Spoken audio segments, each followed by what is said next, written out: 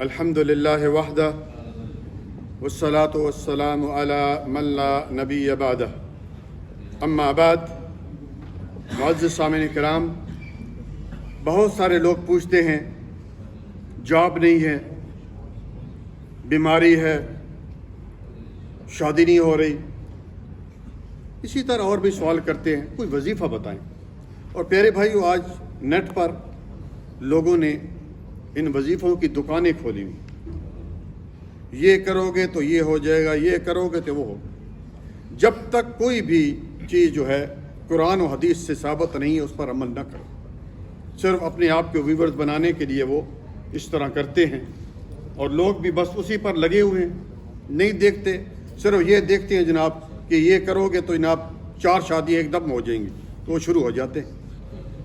اس لیے ضرورت اس بات کی ہے کہ کوئی چیز بھی نیٹ پر جو آ رہی ہے، کیونکہ نیٹ پر کوئی چیز بھی آپ دے دیں، اور حتیٰ کہ میں نے یہ دیکھا کسی نے میری طرف، اس نے کہا کہ میں نے یہ شیئر کرنی ہے، ذرا مجھے بتا دیں عربی میں لکھا ہو، اور عربی میں گالیاں لکھی ہوئی تھیں۔ یقین کیجئے عربی میں گالیاں، اب بہت سارے لوگ عربی نہیں سمجھتے، اچھا ہو کہ اس نے مجھے پوچھ لیا، نہیں تو وہ آگے شیئر کرتا جاتا۔ تو یہ بڑا مسئلہ ہے، دین کا مسئلہ ہے بھائی، کہ آپ کچھ بھی چیز بھیجنے سے پہلے اس کی تحقیق کر لیں، اور خاص کر دین کے بارے میں، نبی صلی اللہ علیہ وسلم کی حدیث کے بارے میں۔ اس لیے آپ صلی اللہ علیہ وسلم نے کیا فرمایا؟ من کذب علیہ متعمدا فلیتبوأ مقعدہ من النار، او کما قال صلی اللہ علیہ وسلم۔ بخاری کی روایت ہے کہ جس نے میری طرف وہ چیز منسوب کی جو میں نے نہ کہی ہو، وہ اپنا ٹھکانہ جہنم میں بنا لے۔ بس ہم دیکھتے ہیں عربی کی عبارت لکھی ہوئی ہے، ہماری یہ کوشش ہوتی ہے کہ سب سے پہلے جو ہے نا میں اس کو شیئر کر دوں۔ تو آج اللہ کی توفیق سے قرآنی وظیفہ آپ کے سامنے پیش کروں گا، اور یہ ہے سورۃ قصص آیت نمبر 24۔ آیت نمبر 23 سے لے کر اور آگے 4-5 آیتیں جو ہیں 23، 24، 25، 26، 27، 28 تک، اس طرح آپ قرآن جا کر خود جا کر گھر میں پڑھ لیں، تسلی بھی آپ کو ہو جائے گی۔ موسیٰ علیہ السلام کا قصہ ہے۔ موسیٰ علیہ السلام مدین پہنچتے ہیں، پیٹ خالی ہے، تھکن ہے، نڈال ہے، نہ بیوی ہے، نہ بچے ہیں، نہ گھر ہے، نہ جاب ہے، کوئی بھی نہیں ہے۔ ایک کنویں پہ آتے ہیں، اور کنویں پر لوگ اپنے جانوروں کو پانی پلا رہے ہیں، خود پانی پی رہے ہیں۔ 2 لڑکیاں ہیں، وہ انہیں کہتی ہیں کہ آپ جو ہیں وہ ہمیں، ہمارے جانوروں کو جو ہے وہ کیا کریں، پانی پلا دیں۔ تو موسیٰ علیہ السلام نے، بچیاں تھیں، رش تھا، ان کے جو بھی جانور تھے اس وقت، بکریاں تھیں یا جو بھی تھے، بکریوں کو پانی پلایا، اور ایک سائے کے نیچے، درخت کا سایہ ہوگا، اس کے نیچے آ کر اللہ تعالیٰ سے دعا شروع کر دیتے۔ بڑی پیاری دعا ہے، اور میں یہ بتاؤں گا آپ کو کہ یہ دعا کب مانگنی ہے۔ دعا کیا ہے؟ رب انی لما انزلت الی من خیر فقیر۔ بھائیو، ترجمہ لازم ذہن میں ہونا چاہیے۔ نماز میں نہیں، نماز میں مانگے گا تو یہ بھی ترجمہ کے ساتھ پڑھنا ہے، لیکن کوئی بھی چیز ہے، اس لیے میں عموماً یہ کہتا ہوں کہ آج ہماری زندگیوں میں تبدیلی نہیں آ رہی، کیونکہ ہمیں ترجمے کا کوئی پتہ نہیں ہے۔ کیوں جی ایسا؟ ترجمہ ضروری ہے، قرآن ہم پڑھتے جا رہے ہیں، لیکن کوئی پتہ نہیں ہے ہم کیا پڑھ رہے ہیں۔ دعا ہم مانگ رہے ہیں، مثلا ربنا آتنا فی الدنیا حسنہ وفی الآخرۃ حسنۃ وقنا عذاب النار، کیا مانگا اللہ تعالیٰ سے کوئی پتہ نہیں۔ اس لیے میں عموماً کہتا ہوں کہ قرآن کریم کو کم از کم زندگی میں کم از کم ایک دفعہ تو پڑھ لیں ترجمے کے ساتھ۔ آپ نے ویسے تو 20 دفعہ ختم کیا ہوگا، لیکن زندگی میں ایک دفعہ اگر آج شروع کریں گے 2-2.5 سال میں انشاءاللہ ختم ہو جائے گا۔ ترجمہ اس کا کیا ہے؟ اے اللہ، تو جو کچھ بھلائی، جو کچھ خیر میرے لیے اتارے، میں اس کا محتاج ہوں۔ یہ موسیٰ علیہ السلام کی دعا ہے۔ ظاہر ہے موسیٰ علیہ السلام کو یہ سب چیزیں چاہیے۔ کیا خیال ہے؟ کوئی بھی چیز ان کے پاس نہیں ہے، نہ گھر، نہ بار، نہ بیوی، نہ بچے، نہ جاب، نہ کچھ بھی۔ وہ لڑکیاں پھر آتی ہیں ان کے پاس اور کہتی ہیں کہ ایسا کریں، آپ ہمیں اگر گھر تک چھوڑ دیں، ابونا شیخ کبیر، ہمارے والد جو ہیں وہ بڑے بزرگ ہیں، بوڑھے ہیں۔ تو موسیٰ علیہ السلام نے کہا ٹھیک ہے۔ موسیٰ علیہ السلام ان کو گھر تک چھوڑنے کے لیے آتے ہیں، اور وہ بیٹیاں کس کی ہیں؟ حضرت شعیب علیہ السلام کی۔ اللہ اکبر۔ ان میں سے جب ایک بیٹی جو ہے وہ اپنے والد صاحب سے کہتی ہے حضرت شعیب سے کہ ابو یہ آدمی بہت ایماندار ہے، اس نے ایک تو ہماری وہاں پہ بڑی مدد کی ہے اور دوسرا یہ بڑی ایمانداری کے ساتھ ہمیں یہاں تک پہنچانے کے لیے یہاں پہ آیا، تو انہیں آپ کیوں نہیں اپنے کسی یعنی کام پر لگا دیتے؟ ظاہر اس وقت فیکٹریاں یا یہ کمپنیاں یا تو یہ تو تھی نہیں، کھیتی باڑی تھی۔ تو شعیب علیہ السلام نے پہلا سوال کیا، موسیٰ کیا تم میری بیٹی سے شادی کرو گے؟ موسیٰ علیہ السلام کو کیا چاہیے تھا؟ جی کروں گا۔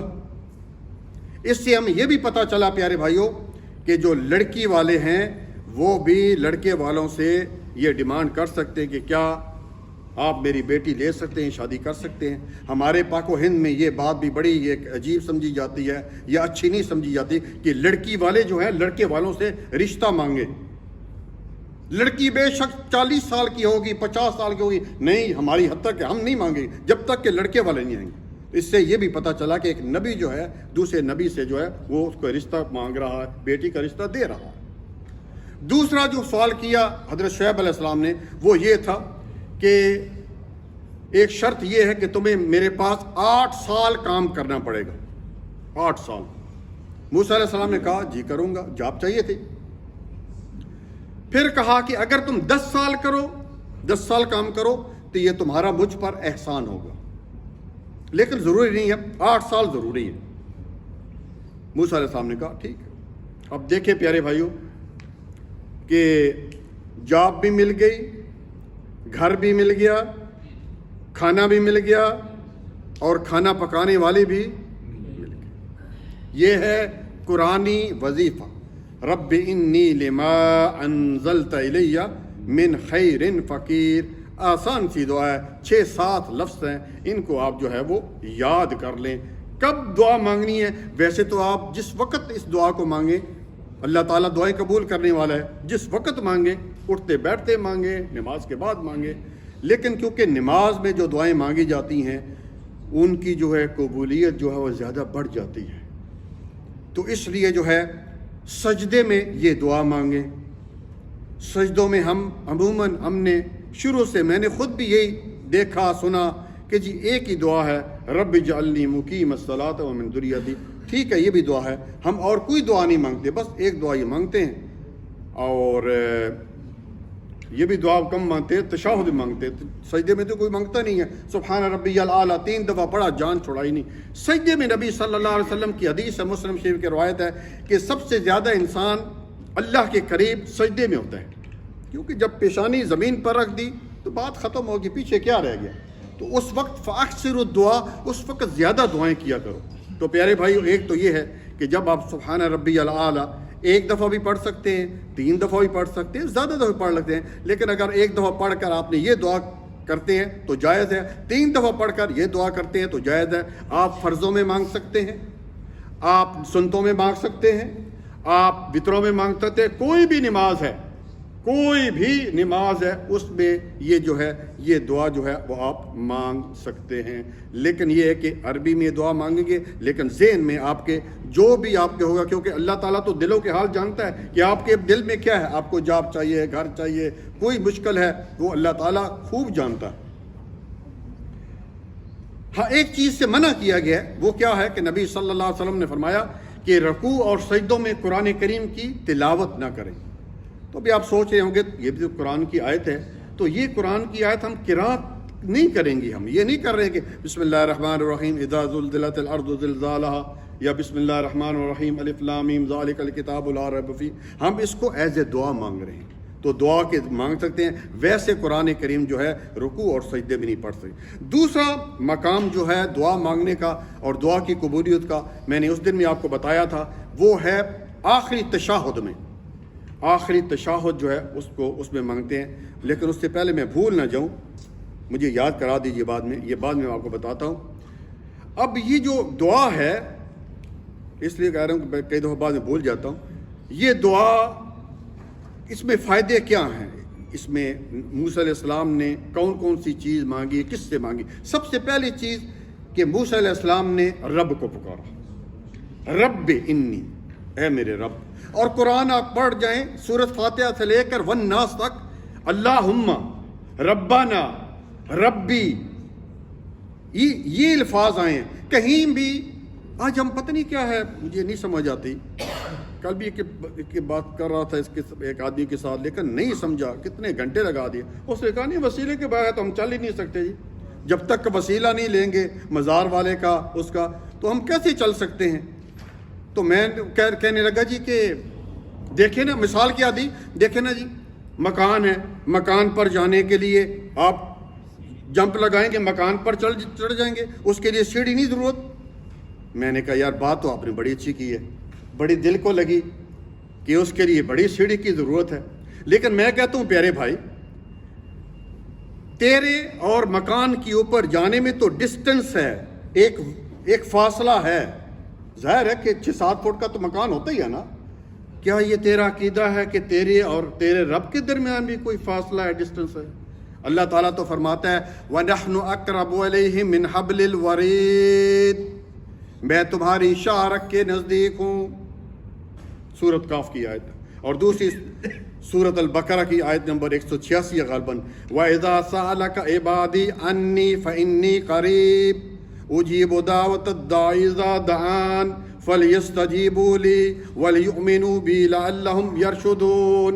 ए पैगंबर, अगर मेरे बंदे मेरे बारे में सवाल करते हैं, पूछते हैं कि मैं कहाँ हूँ, मेरा ठिकाना कहाँ है, मैं कहाँ रहता हूँ, तो उन्हें बता दीजिए फ़इन्नी करीब, मैं उनके बिल्कुल करीब हूँ। और कितना करीब हूँ? कोई 2-3 फुट का फासला है, 4 फुट का नहीं।